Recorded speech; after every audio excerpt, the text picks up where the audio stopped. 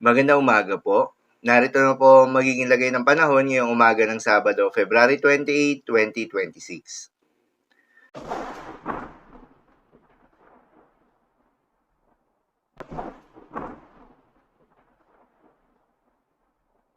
Sa kasalukuyan na tayo sa pag-asa, muling umiiral itong northeast monsoon o hanging amihan at nakakaapekto sa may extreme northern Luzon.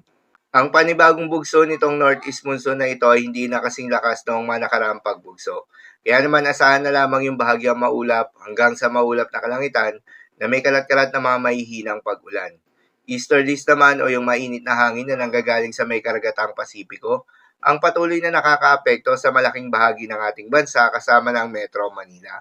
Dahil dito ay asahan yung maliwalas na panahon, mainit at malinsangan na panahon lalo na sa umaga hanggang sa tanghali. Subalit pagsapit ng hapon o gabi ay asahan naman yung mataas na tsansa ng mga pag-ulan o thunderstorms na dulot ng mga localized thunderstorms.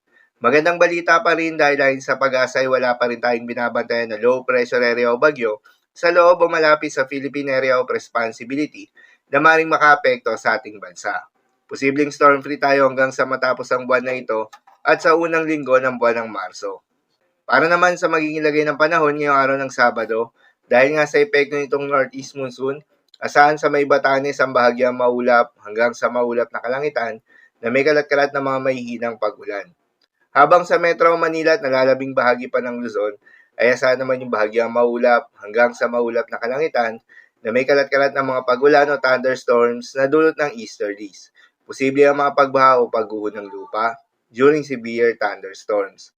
Asahan rin sa buong bahagi ng Visayas at Mindanao ang bahagyang maulap hanggang sa maulap na kalangitan na may kalat-kalat na mga pag-ulan o thunderstorms na dulot ng easterlies. Posible rin ang mga pagbaha o pagguho ng lupa during severe thunderstorms. Madalas nabobo ang mga thunderstorms na ito tuwing hapon o gabi na nagtatagal ng 1 hanggang 2 oras. Kaya naman ingat sa mga posibleng banta ng pagbaha at pagguho ng lupa, lalong-lalo na sa mga lugar na inuulan na noong mga nakaraang araw pa. Para naman sa magiging lagay ng mga dagat baybayin, ayon sa pag-asa ay wala pa rin tayong nakataas na gale warning sa anumang seaboards ng ating bansa. Subalit iba yung pag-iingat sa mga papalaot ng mga kababayan nating mangingisda.